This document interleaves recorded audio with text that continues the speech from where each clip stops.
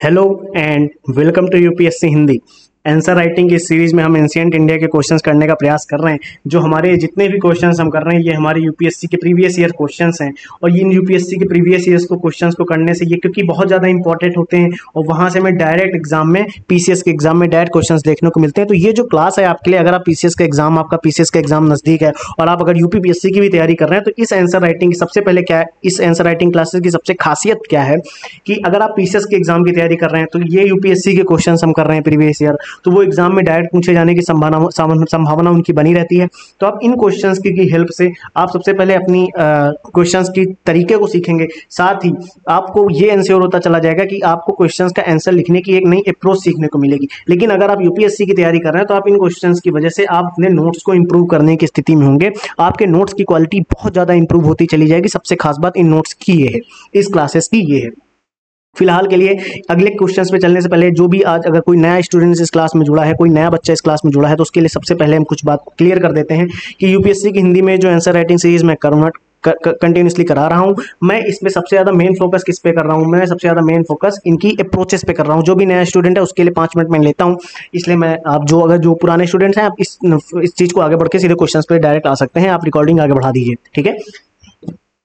लेकिन अगर आप नए हैं तो आप इसको सुन लीजिए। सबसे ज्यादा फोकस हम अप्रोचेस पे करते हैं, कंटेंट पे फोकस हम बाद में करते हैं क्योंकि कंटेंट आपके सामने ऑलरेडी उपस्थित रहता है, ठीक है। कंटेंट पे हम बाद में बात करेंगे। पहले मैं यहाँ पे खुद लिख के अपने हैंड रिटन से आपको अप्रोच सिखाऊंगा। उस अप्रोच से आप उस एक क्वेश्चन की अप्रोच से आप 10 क्वेश्चन कैसे करेंगे, 20 क्वेश्चन कैसे कर ले जाएंगे, सिर्फ उस एक अप्रोच की वजह से। फिर हम उस पर काम करेंगे। लेकिन सबसे ज्यादा आपको थिंकिंग प्रोसेस पे काम करना है, सबसे ज्यादा आपको थिंकिंग प्रोसेस पे काम करना है क्योंकि थिंकिंग प्रोसेस आपकी अच्छी होगी तो आपके नोट्स अच्छे होंगे, नोट्स अच्छे होंगे तो आंसर राइटिंग क्वालिटी अच्छी हो जाएगी। आंसर राइटिंग क्वालिटी अच्छी होगी तो कहीं ना कहीं आपके मार्क्स अच्छे होंगे क्योंकि नोट्स की झलक ही हमें हमारे आंसर्स में देखने को मिलती है। क्योंकि वही नोट्स हम कंटिन्यूसली साल भर रिवाइज करते हुए आ रहे हैं, वही नोट्स कंटिन्यूसली साल भर रिवाइज करें तो कहीं ना कहीं हमारे आंसर्स की क्वालिटी इंप्रूव हो ही जाएगी। क्योंकि वही नोट्स हमें पढ़ने, वही नोट्स जाके आंसर्स में लिख देने, क्योंकि वही नोट्स हमने पढ़े हैं, उसी में कंटेंट है, उसी कंटेंट को हमको एग्जाम में लिखना है। तो उसी तरीके से तो लिखोगे जिस तरीके से आपने नोट्स में सजा रखा होगा। तो आपके नोट्स को इस तरीके से नोट्स की क्वालिटी बढ़ाने के लिए आंसर राइटिंग सीरीज बहुत ज़्यादा इंपॉर्टेंट है क्योंकि हम अप्रोचेस पे काम कर रहे हैं। उस अप्रोच से आप ये देखेंगे कि नोट्स कैसे बनते हैं मेंस के। इस अप्रोचेस से आप क्वेश्चंस तो टैकल करने की स्थिति में आएंगे, साथ में आप ये भी स्थिति में आ जाएंगे कि नोट्स कैसे बनते हैं, ट्रिक्स आप सीख लेंगे। इसलिए ये बहुत इंपॉर्टेंट सेशन है सबसे पहले यूपीएससी के लिए, यूपीपीसीएस के लिए और नोट मेकिंग के लिए। यूपीएससी यूपीपीसीएस, तो ये जो आंसर राइटिंग सीरीज है बहुत ज्यादा इंपॉर्टेंट है। विदाउट टाइम वेस्ट किए अब सीधे हम अपने क्वेश्चंस पे आएंगे, क्वेश्चंस को डिस्कस करेंगे क्योंकि ये क्वेश्चन हमारा बहुत ज्यादा इंपॉर्टेंट क्वेश्चन आप पढ़ सकते हैं। सल्तनत काल के दौरान पूछा गया है कि बड़े तकनीकी बदलाव क्या थे, उन तकनीकी बदलावों ने भारतीय समाज को कैसे प्रभावित किया, ठीक है। हम उस पर बात करेंगे। इस क्वेश्चन में थोड़ा सा कंटेंट है, इस क्वेश्चन में थोड़ा सा कंटेंट है जो आपको समझना पड़ेगा। आपको इस क्वेश्चन को करने से पहले थोड़ा सा आपने अगर पढ़ा हुआ होगा तो बहुत ज्यादा फायदा रहने वाला है, लेकिन अगर नहीं पढ़ा तो आप अप्रोच सीख लेंगे। जब बाद में एंशिएंट इंडिया पढ़ेंगे तब आप इस क्वेश्चन को कर ले जाएंगे, क्लियर है, ठीक।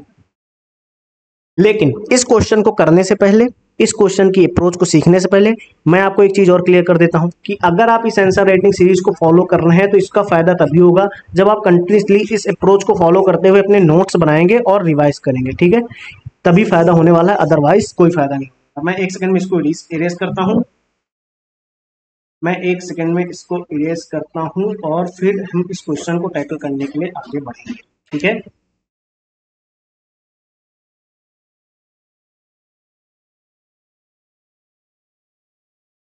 चलिए विदाउट वेस्टिंग द टाइम हम क्वेश्चंस पढ़ते हैं और क्वेश्चंस पे आगे बढ़ते हैं, ठीक है। वो क्वेश्चंस को टैकल करने का प्रयास करेंगे। क्वेश्चन को तोड़ तोड़ के पढ़ेंगे, बहुत आसानी से समझ आ जाएगा। नहीं समझ आता है हम फिर भी इसको समझने का प्रयास करते हुए आंसर्स करने का प्रयास करने वाले हैं। सो पहला क्वेश्चन हमारा आज का कि सल्तनत काल के दौरान किए गए बड़े तकनीकी बदलाव। मैं यहाँ पे जो लिख रहा हूं सबसे पहले देखिए, टेक्नोलॉजिकल चेंजेस किए गए। कब किए गए, कब किए गए, सल्तनत काल के दौरान।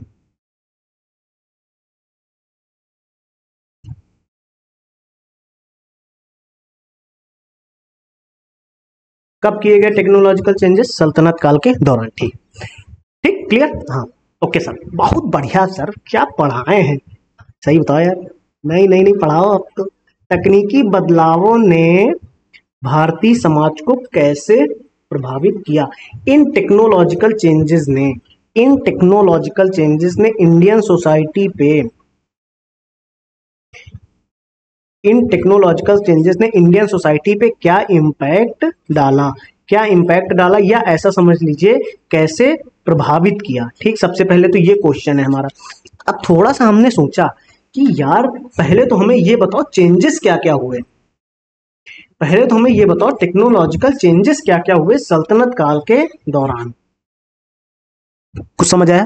कुछ कुछ थोड़ा सा समझ आया कि टेक्नोलॉजिकल चेंजेस क्या क्या हुए सल्तनत काल के दौरान, पहले हमको वो तो पता हो। जैसे मान लीजिए ए चेंज हुआ, बी चेंज हुआ, सी चेंज हुआ, डी चेंज हुआ, ई चेंज हुआ, एफ चेंज हुआ। ठीक, ए चेंज हुआ, बी चेंज हुआ, सी चेंज हुआ, डी ई एफ कुछ चेंज हुआ। अब इस ए चेंज की वजह से क्या इंपैक्ट हुआ, बी चेंज की वजह से क्या इंपैक्ट हुआ, सी चेंज की वजह से क्या इंपैक्ट हुआ, डी की वजह से क्या इंपैक्ट हुआ, ई की वजह से क्या इंपैक्ट हुआ, एफ की वजह से क्या इंपैक्ट हुआ। सवाल खत्म। अगर आपको चेंजेस पता लग गए, उन चेंजेस से क्या क्या इंपैक्ट हुआ आप बता नहीं देंगे? बताइए ध्यान से, थिंक करना है, केवल आपको थिंकिंग ही तो करनी है, केवल आपको सोचना ही तो है। आपने सोचा और उसके इंपैक्ट बता दिए। यानी कि यानी कि अगर हम विदाउट टाइम वेस्ट किए आपको एक चीज दिखाएं, मैं आपको समझाऊं कि ध्यान से टेक्नोलॉजिकल चेंजेस हम समझ लेंगे। टेक्नोलॉजिकल चेंजेस पहले तो कुछ ना कुछ हुए। ठीक, ये चीज समझ आई कि नहीं, हाँ या ना? ये चीज समझ आ गई, मैं मान के चल रहा हूँ ये चीज समझ आई। नहीं समझ आई हो तो कमेंट कर देना आप, मैं इसको एड्रेस कर लूंगा, लेकिन मुझे लगता है समझ आएगा। टेक्नोलॉजिकल चेंजेस तो पता लग जाए पहले हमको, लेकिन टेक्नोलॉजिकल चेंजेस सिर्फ और सिर्फ हमको ध्यान रखना है कि सल्तनत पीरियड के चाहिए। ध्यान से, टेक्नोलॉजिकल हमको सिर्फ और सिर्फ सल्तनत पीरियड के चाहिए। हमें सल्तनत के काल के दौरान जो चेंजेस किए गए हैं, तकनीकी बदलाव जो सल्तनत काल के दौरान किए गए हैं, उन्हीं चेंजेस की बात करनी है ना? अच्छा, उन चेंजेस से क्या इंपैक्ट आया, उन चेंजेस की वजह से क्या इंपैक्ट आया इंडियन सोसाइटी में, क्या हम बता नहीं देंगे? पहले तो ये सोचिए, क्या आपको ये चीज समझ आई या नहीं आई? जो मैं आपको बताऊं, ये चीज समझ आई या नहीं? मैं मान के चलता हूं आपको ये चीज समझ आ चुकी है। अब मैं थोड़ा सा आगे बढ़ता हूं इसके आगे। ठीक, थोड़ा सा आपको सिखाना है, कुछ और बताना है। सबसे पहले आप मुझे ये बताइए, के दौरान सल्तनत काल के दौरान सल्तनत काल के दौरान कुछ ना कुछ चेंजेस हुए, टेक्नोलॉजिकल चेंजेस हुए, टेक्नोलॉजिकल चेंजेस हुए। ठीक है, टेक्नोलॉजिकल चेंजेस हुए। अच्छा अच्छा, वो अगर टेक्नोलॉजिकल चेंजेस हुए हैं तो आप मुझे सिर्फ इतना बताइए, उन सल्तनत काल के दौरान, मैं यहाँ पे लिखता हूँ, मैं देख रहा हूँ इधर बनाऊँ कि इधर बनाऊँ, चलो इधर बनाते हैं। ठीक है, ध्यान से देखिएगा, अब पूरा खेल हम इसी पे खेलेंगे, ध्यान से देखना, बहुत ध्यान से समझना है आपको। ठीक है, अगर हम सल्तनत पीरियड की बात करें, जितना हमें अभी याद आ रहा है, अगर हम सल्तनत पीरियड की बात करें तो क्या हम सबसे पहले ऐसा समझ लीजिए पीरियड वाइज नहीं चल सकते, काल वाइज नहीं चल सकते, कौन कौन सी डायनेस्टीज आई? पहले ध्यान से, हमें सल्तनत काल के दौरान क्या देखना है? ध्यान से, हमें सल्तनत काल के दौरान टेक्नोलॉजिकल चेंजेस देखने हैं। टेक्नोलॉजिकल चेंजेस देखने हैं कब? सल्तनत काल के दौरान। तो सल्तनत काल में क्या एक डायनेस्टी थी? नहीं, हर डायनेस्टी में कुछ ना कुछ तकनीकी चेंज हुए होंगे। तो अगर हम तीन चार डायनेस्टी लिख लें, अगर हम तीन चार डायनेस्टीज लिख लें और उन डायनेस्टीज में क्या क्या टेक्नोलॉजिकल चेंजेस हुए, तो पहले चार डायनेस्टी को लिख के चार टेक्नोलॉजिकल चेंजेस बता देंगे, तो 4 पॉइंट्स मेरे ये हो गए। फिर उन 4 पॉइंट्स में क्या क्या इंपैक्ट हुए, तो 4 पॉइंट्स मेरे ये हो गए। तो क्या हम 8 से 9 पॉइंट लिखने की स्थिति में नहीं आ गए इस आंसर्स में? देखिए ध्यान से, क्या हम ऐसे नहीं बता सकते? ध्यान से, क्या हम 1206 से लेके जो 1290 तक हमारी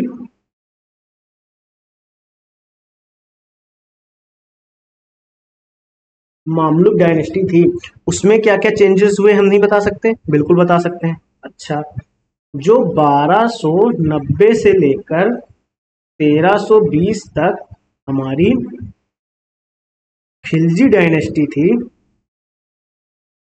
खिलजी डायनेस्टी में कुछ ना कुछ टेक्नोलॉजिकल चेंजेस हुए होंगे। बिल्कुल सर, हुए होंगे। अच्छा अच्छा, खिलजी डायनेस्टी में अगर चेंजेस हुए, अच्छा इसको मैं ऐसे बना देता हूँ, एक सेकंड, मैं ऐसे बना लेता हूँ। ठीक, इधर लिखेंगे तो ज्यादा सही रहेगा। 1206 से 1290 के बीच में कौन सी डायनेस्टी थी? मामलुक डायनेस्टी थी। ठीक है, ध्यान से देखिए, मामलुक डायनेस्टी थी, हाँ थी। अच्छा, 1200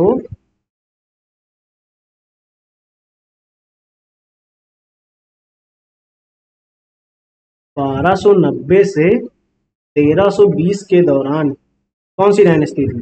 खिलजी, खिलजी डायनेस्टी थी। बिल्कुल सर, लो खिलजी डायनेस्टी भी आपने बता दिया। और बताओ, क्या हम 1320 से, यहाँ पे लिख देते हैं 1320 से 1414, 1320 से 1414 तक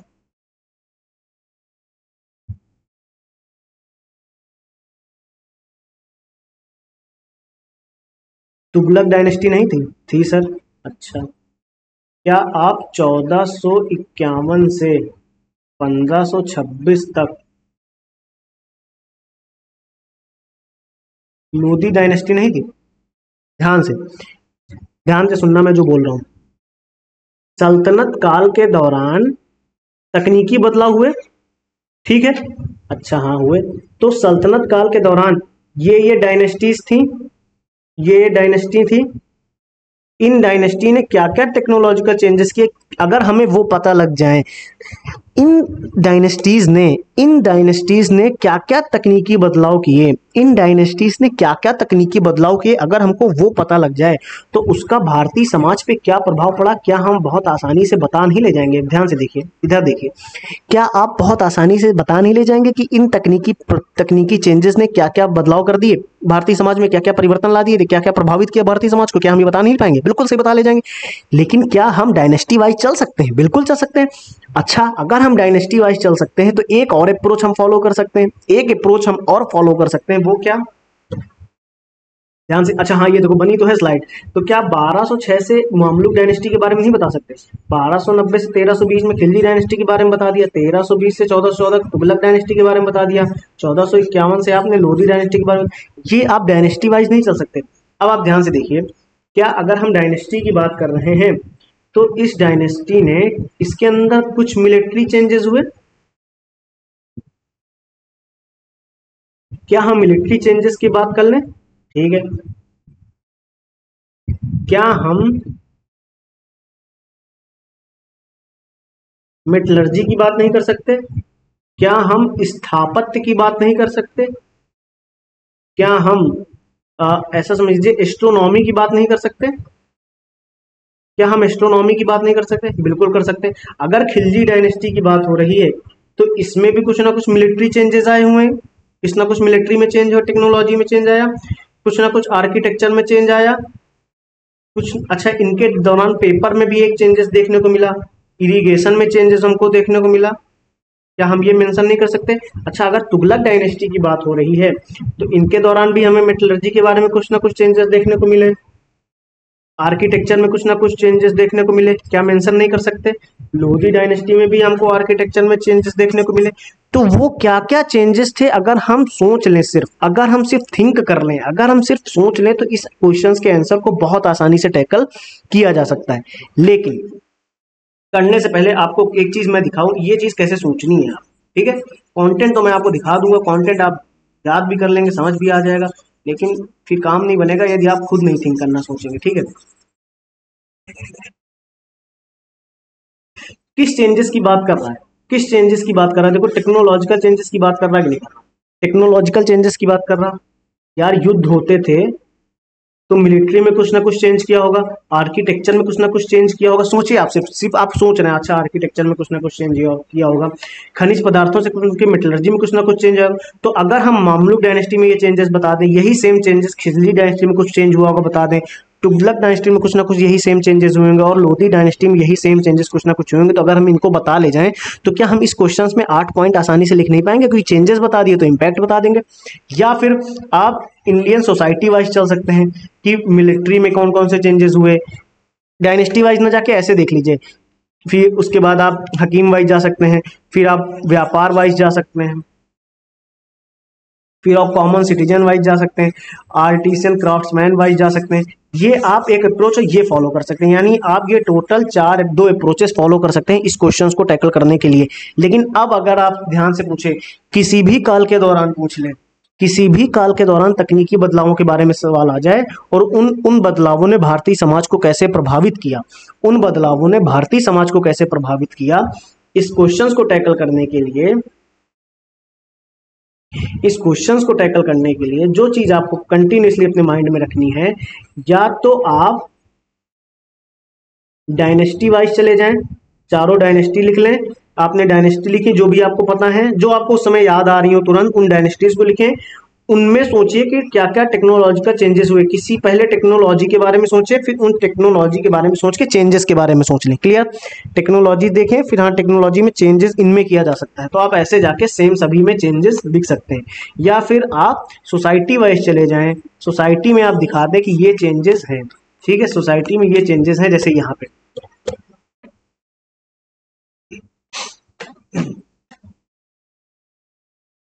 समझ आ रहा है? इस तरीके से आप जाके अपनी चेंजेस के बारे में बता सकते हैं बहुत आसानी से। लेकिन 1 मिनट का, मैं 2 मिनट का समय भी इस अप्रोच को सिखाने में और लेने वाला हूं, क्योंकि एक नई चीज सिखाने जा रहे हैं हम आपको। बात किसकी कर रहा है? टेक्नोलॉजिकल चेंजेस की बात किसकी कर रहा है? टेक्नोलॉजिकल चेंजेस की, बिल्कुल सही। अच्छा, उसके बाद टेक्नोलॉजिकल चेंजेस ने क्या डाला? इंपैक्ट डाला। किसमें डाला? इंडियन सोसाइटी में। टेक्नोलॉजिकल चेंजेस ने इंडियन सोसाइटी में इंपैक्ट डाला। टेक्नोलॉजिकल चेंजेस हुए कब? तकनीकी बदलाव हुए कब?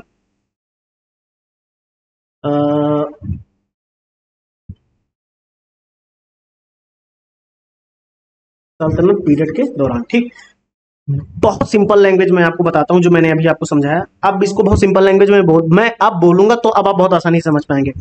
सल्तनत पीरियड के दौरान जो जो डायनेस्टीज थी, मैं एक बार डायनेस्टी का नाम लिख देता हूं।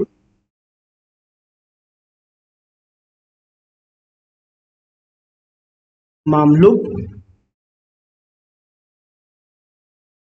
खिलजी, तुगलक, लोधी। क्लियर? इन डायनेस्टीज ने इन डायनेस्टीज ने कौन कौन से टेक्नोलॉजिकल चेंजेस किए। अब टेक्नोलॉजी में क्या क्या आता है, अब ये सोच लीजिए, 1 मिनट के लिए आप ये सोच लीजिए कि टेक्नोलॉजी में क्या आता है। ठीक, टेक्नोलॉजी में क्या आता है? Military, architecture. ठीक, आर्किटेक्चर, मिलिट्री, मिनरल, मिनरल निकालने हैं, चीजें बनानी है, टेक्नोलॉजी का यूज तो करना ही करना है। मिनरल, पेपर कैसे बनता है इसकी तकनीकी आई होगी, खेती हो रही है, इरिगेशन, इसकी कुछ ना कुछ तकनीकी इन्होंने विकसित करी होगी। ठीक, अब आपको क्या करना है, देखिए ध्यान से। मामलुक डायनेस्टी ने क्या मिलिट्री में चेंजेस किए, क्या आर्किटेक्चर में चेंजेस किए, क्या मिनरल में चेंजेस किए, क्या पेपर में चेंजेस किए, क्या इरिगेशन में चेंजेस किए? अगर याद है तो लिख दीजिए।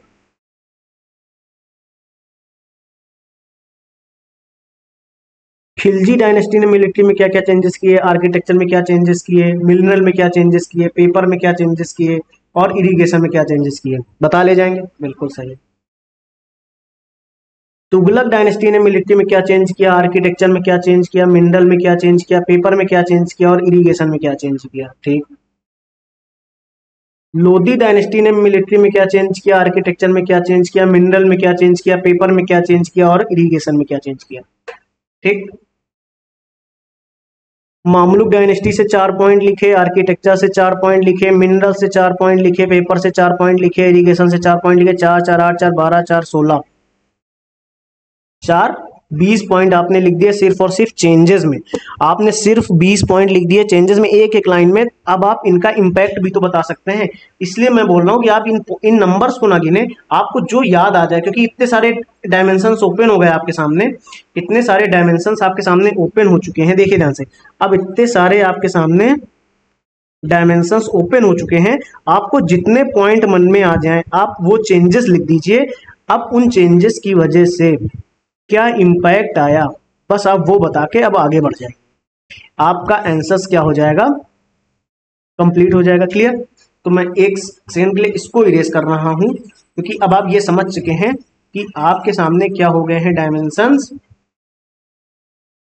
आपके सामने बहुत सारे क्या हो गए हैं डायमेंशंस ओपन हो चुके हैं। अब डायमेंशंस ओपन होने के बाद क्या हुआ, ध्यान से देखिए, डायमेंशंस होने के बाद आपने चेंजेस बता दिए, आपने चेंजेस बता दिए, उन चेंजेस की वजह से क्या इंपैक्ट आया, उन चेंजेस की वजह से क्या इंपैक्ट आया आपने वो बता दिया, आपका आंसर क्या हो गया, आपका आंसर कंप्लीट हो गया। क्लियर है, ये अप्रोच समझ आ गई। अब कभी भी किसी भी काल के दौरान, ध्यान से, किसी भी काल के दौरान, एक्स काल के दौरान टेक्नोलॉजिकल चेंजेस पूछ ले, एक्स काल के दौरान, सल्तनत काल हो, मुगल, अच्छा मुगल डायनेस्टी में हो या मॉडर्न इंडिया में पूछ ले, तकनीकी बदलावों के बारे में पूछ ले, किसी भी काल के दौरान किसी भी तरीके के टेक्नोलॉजिकल चेंजेस के बारे में आपसे पूछ ले, किसी भी काल के दौरान किसी भी तरीके के टेक्नोलॉजिकल चेंजेस के बारे में आपसे पूछ ले, मैं फिर से रिपीट कर रहा हूं, किसी भी काल के दौरान किसी भी टेक्नोलॉजिकल चेंजेस के बारे में आपसे पूछ ले, किसी भी काल के दौरान किसी भी टेक्नोलॉजिकल चेंजेस के बारे में आपसे पूछ ले,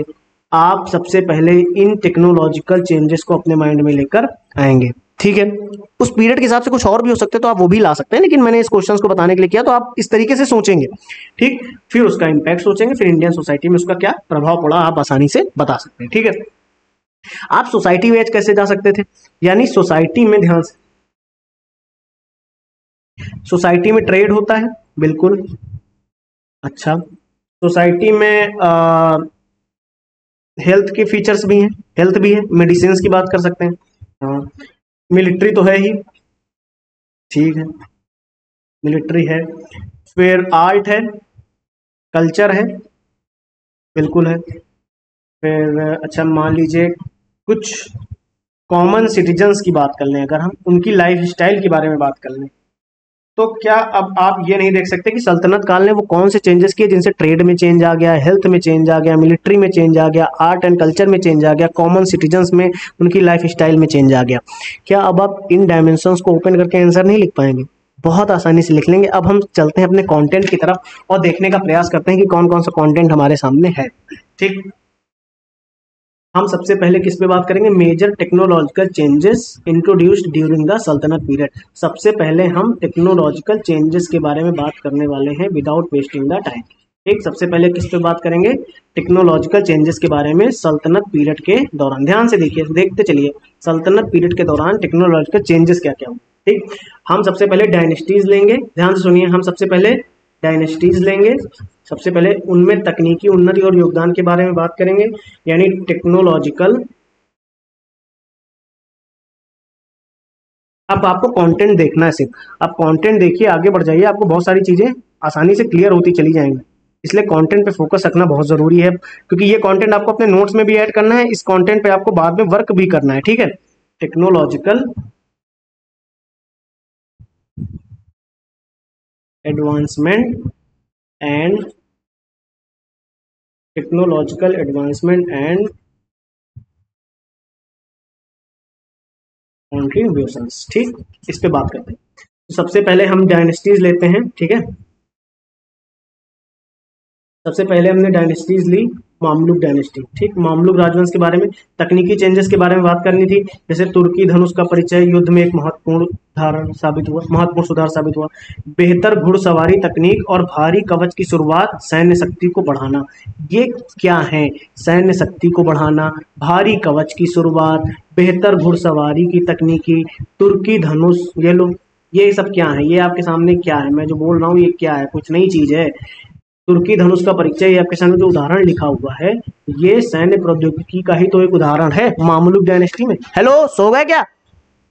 धातु विज्ञान की अगर बात करें, अगर हम धातु विज्ञान की बात करें, मेटलर्जी की बारे में बात करें, मामलुक डायनेस्टी में ही, मामलुक डायनेस्टी में ही धातु विज्ञान की बात करें तो सुल्तान इल्तुतमिश ने चांदी का टंका और तांबे का जीतल पेश किया। ठीक है, जिसने दिल्ली सल्तनत में बाद के सिक्कों के लिए एक मानक स्थापित किया। तो ये चांदी का टंका आना टेक्नोलॉजी का ही तो इम्पैक्ट है, जीतल पेश करना एक टेक्नोलॉजी का ही तो इम्पैक्ट है। क्या ये एग्जांपल आपको समझ आया? अच्छा, अगर हम वास्तुकला की बात करें, स्थापत्य कला या वास्तुकला के बारे में बात करें, तो मेहराब, गुंबद, मीनारों का उपयोग, ईवान यानी गुंबदादार हॉल, जैसे कुतुब मीनार, ये सब जो मामलुक डायनेस्टी के टाइम पे जो आपको मेहराब देखने को मिल रहे हैं, ये जो गुंबद देखने को मिल रहे हैं, मीनारों का उपयोग देखने को मिल रहा है, कुतुब मीनार एक एग्जाम्पल है उसका, ये सारे के सारे टेक्नोलॉजिकल चेंजेस की वजह से तो ही देखने को मिले। ये सारे के सारे हमें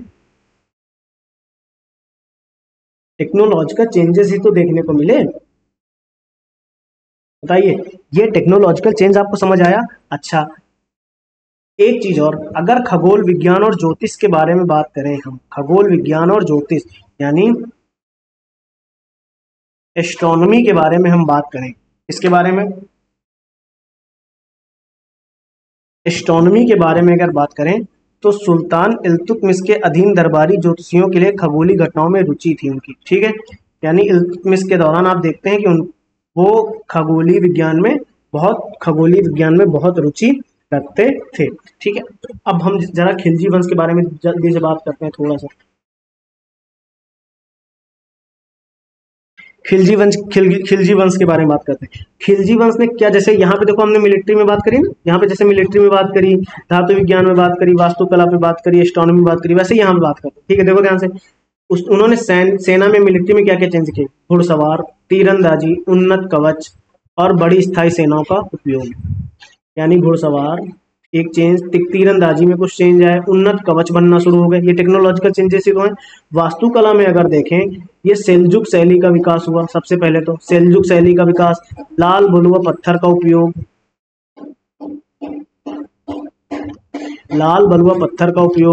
मोर्टार का उपयोग सीमेंटिंग एजेंट के रूप में प्रमुखता से किया जाने लगा, जैसे अलाई मीनार और सिरी किला।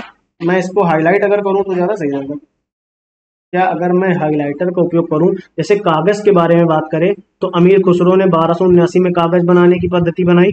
दिल्ली सल्तनत के दौरान दिल्ली सल्तनत के अमीर खुसरो ने कागज बनाने के का उल्लेख किया माना जाता है। इसे तुर्कों ने पहले शुरू किया था। सिंचाई के बारे में बात की जा रही, देखो ध्यान से, मैं ऐसे लिख के ज्यादा समझा पा रहा हूँ। तो ये एक टेक्नोलॉजिकल चेंज ही तो है। ध्यान से, अब इसे अपने नोट्स में आपको ऐड करना चाहिए। ये आपके नोट्स में अगर ये कंटेंट नहीं है तो आप इसे नोट्स में ऐड करें, तभी इंप्रूवमेंट होगी। ये एक प्रकार का टेक्नोलॉजिकल चेंज ही तो है। जैसे सिंचाई के लिए क्या माना जाता है? फारसी व्हील सकिया की शुरुआत हुई। ये भी तो एक तकनीकी में परिवर्तन ही तो है, जिसने कृषि उत्पादन में वृद्धि हुई। अब अगर हम तुगलक वंश की बात करें, जैसे धातुकर्म मेटलर्जी की बात करें तो टोकन मुद्रा की बात सामने आती है। टोकन मुद्रा की, इंजीनियरिंग वास्तुकला की बात करें तो ग्रेट सैंड स्टोन का यूज। ध्यान से सुनो, सो गए क्या यार? हेलो, सोना नहीं यार। ग्रेट सैंड स्टोन का यूज। फिर बैटर शैली, जिसमें ढलान वाली दीवारें होती थी, जैसे तुगलकाबाद शहर, ये एक एग्जाम्पल है। ये हमारा एक एग्जाम्पल हो गया। नहरों और जलाशयों का निर्माण, बुनियादी ढांचे में वृद्धि होती शुरू हुई। अच्छा, लोधी वंश की अगर हम बात करें तो वास्तुकला में जैसे क्या देखने को मिला? मकबरों में दोहरे गुंबद, बड़े केंद्रीय कक्षों का निर्माण, जैसे बारा खान का गुम्बद। क्लियर है? जैसे वस्त्रों में अगर बात करें तो काडर के धनुष, धुन्नी का उपयोग किया जाने लगा। ये एक टेक्नोलॉजिकल चेंज हुआ कि नहीं? तो हमने सबसे पहले चेंजेस की बात कर ली कि नहीं कर ली? देखो ध्यान से, हमने मामलुक डायनेस्टी में चेंजेस देखे, यानी सैन्य प्रौद्योगिकी में क्या चेंज हुआ, धातु विज्ञान में क्या चेंज हुआ, वास्तुकला में क्या चेंज हुआ, खगोल विज्ञान में क्या चेंज हुआ। उसके बाद खिलजी वंश में भी देखा हमने क्या चेंजेस हुए, सैन्य नवाचार में, वास्तुकला में, कागज के दौरान, सिंचाई के दौरान। फिर तुगलक डायनेस्टी में चेंजेस देखे, धातुकर्म में क्या चेंजेस है, टोकन मुद्रा, फिर ग्रे सैंड स्टोन, तुगलकाबाद शहर। फिर लोधी वंश में भी चेंजेस देखे, मकबरों को दोहरे गुंबद, बड़े केंद्रीय कक्षों का निर्माण। फिर वास्तुकला में चेंजेस, बारा खान का गुंबद। फिर धनुष देखने को मिल रहा है वस्तुओं में, इस तरीके की वस्तुओं में काडर के धनुष जैसे धुन्नी का उपयोग किया जाने लगा। तो ये चेंजेस हमने देख लिए। इन चेंजेस को बताने के बाद अगर जरा हम क्या इनका इन्फ्लुएंस बताएं, टेक्नोलॉजिकल चेंजेस का क्या इम्पैक्ट रहा, इम्पैक्ट बता लें या बता लें कैसे प्रभावित किया, कैसे इन्फ्लुएंस डाला, क्या अब हम ये नहीं बता सकते? बहुत आसानी से बता सकते हैं, टाइम भी वेस्ट नहीं होगा हमारा, बहुत आसानी से तेजी से लिखते हुए आगे बढ़ जाएंगे। जैसे कॉमन तरीके से बात करते हैं, स्टेक होल्डर्स पे बात करेंगे, तकनीकी परिवर्तनों का प्रभाव क्या रहा। ठीक, आम नागरिकों पे सबसे पहले बात करेंगे। सबसे पहले किस पे बात करेंगे? जैसे मैंने देखो यहाँ पे क्या लिखा, कॉमन सिटीजन्स पे क्या इम्पैक्ट आए, आर्ट एंड कल्चर में क्या इम्पैक्ट आया, मिलिट्री में क्या इम्पैक्ट आया, हेल्थ पे क्या इम्पैक्ट आया, ट्रेड पे क्या इम्पैक्ट आया, क्या इन पे नहीं बताना था, यही बताना था सोसाइटी में क्या इम्पैक्ट है। तो आजीविका में क्या हुआ, सुधार हुआ, जैसे फारसी व्हील जैसे नवाचारों ने कृषि उत्पादन में वृद्धि की और संभावित रूप से अधिक किफायती भोजन उपलब्ध कराया। मानकीकृत सिक्कों ने दैनिक लेन देन को सरल बना दिया। ये देखो, इस पहिए की मैंने बात करी, देखो ध्यान से, इसकी मैंने बात करी थी, इससे कृषि उत्पादन में क्या हो गई, वृद्धि हो गई, इसी कृषि उत्पादन में वृद्धि हुई। तो देखो फारसी व्हील जैसे, फारसी व्हील की बात हो रही है यहाँ पे, नवाचारों में कृषि उत्पादन में वृद्धि की, किफायती भोजन उपलब्ध कराया, किफायती भोजन उपलब्ध कराया, बढ़ती हुई सुरक्षा, देखो सैन्य प्रौद्योगिकी प्रगति में किलेबंद बाहरी खतरों से सुरक्षा, भारी खतरों से सुरक्षा, कागज की शुरुआत होने से क्या हुआ, साक्षरता और प्रशासन में वृद्धि हुई, साक्षरता और प्रशासन में वृद्धि हुई। ये इंपॉर्टेंट है आपके लिए, आप इसको लिख सकते हैं इस आंसर में, बहुत आसानी से कोट करके आगे बढ़ सकते हैं। ठीक है, कारीगर और शिल्पकार की अगर हम बात करें, आर्ट एंड कल्चर पे, आर्टिस्ट और क्राफ्ट्समैन पे अगर बात करें, उनमें क्या चेंजेस आए, तो शिल्प कौशल का विकास हुआ, जैसे कपड़ा प्रगति, उत्पादों की गुणवत्ता में विविधता में वृद्धि हुई।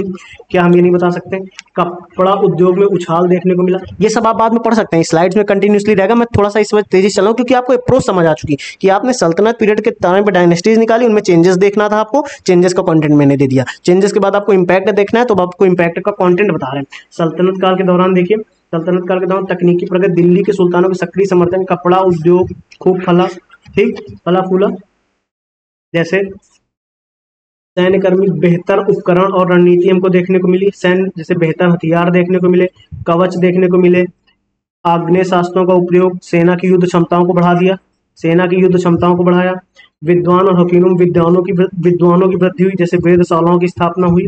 ठीक है, खगोल विज्ञान जैसे क्षेत्रों में बौद्धिक वो हुई, यूनानी प्रणाली का विकास हुआ, ठीक, यूनान की प्रणाली का विकास हुआ। अच्छा, अगर विद्वान और हकीमों की बात आ रही है, ठीक है, अगर विद्वान और हकीमों की बात आएगी तो आप चरक संहिता जैसी चीजों का जिक्र, इल्तुतमिश शासन में बड़ी संख्या में यूनानी और भौतिक शास्त्री भारत आए, लोकप्रियता हासिल करी। व्यापार और सौदागर जैसे व्यापार मार्ग, सत्ता का एकीकरण, ठीक, शासक और प्रशासक में, जैसे बेहतर सैन्य तकनीक और कुशल सिंचाई प्रणाली, सल्तनत की स्थिति को मजबूत किया और क्षेत्रीय विस्तार को सुविधाजनक बनाया। आर्थिक विकास देखने को मिला कि कृषि उत्पादन और व्यापार में वृद्धि ने सल्तनत काल के लिए अधिक राजस्व उत्पन्न किया, जिससे भव्य निर्माण परियोजनाओं और एक बड़ी सेना के लिए अनुमति मिली।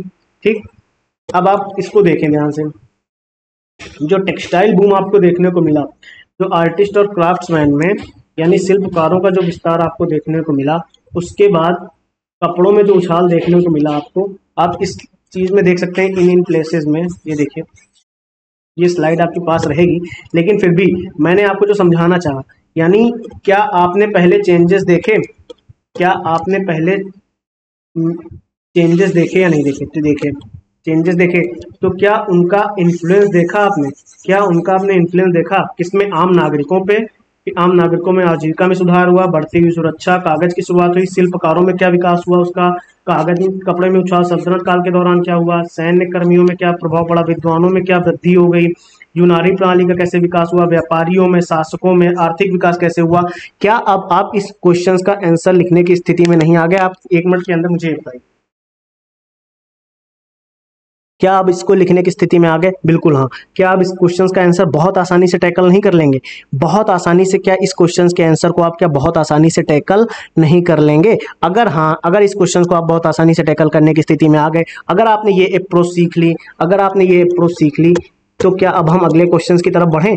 इस अगले क्वेश्चन को हम कल करने वाले हैं, लेकिन क्या आपने अगर इस क्वेश्चन को समझ लिया बहुत अच्छे से, ये अप्रोच आपने देख ली कि टेक्नोलॉजिकल चेंजेस मैंने सबसे पहले देखे, फिर उनका इम्पैक्ट देखा, या इन्फ्लुएंस ऐसा बोल लीजिए, इन्फ्लुएंस की बात कर रहा ना यहाँ पे, मैं इम्पैक्ट बोल रहा था, इन्फ्लुएंस, चलिए इन्फ्लुएंस लिख लीजिए, प्रभावित किया ना, क्योंकि तो इन्फ्लुएंस की बात कर रहे हैं। तो क्या अब आप ये क्वेश्चंस कर ले जाएंगे? क्या आपको ये अप्रोच समझ आ गई? यदि हाँ तो बहुत बढ़िया। अगर आपको कुछ प्रॉब्लम है, कोई चीज समझ ना आई हो, तो आप पूछ सकते हैं कमेंट में। तब तक के लिए थैंक यू। हाँ, लेकिन ये कॉन्टेंट जो है आपके लिए, ये कॉन्टेंट आप नोट्स में ऐड करें, इसको रिवाइज करें, तभी फायदा होगा। ठीक है, थैंक यू टू एवरीवन।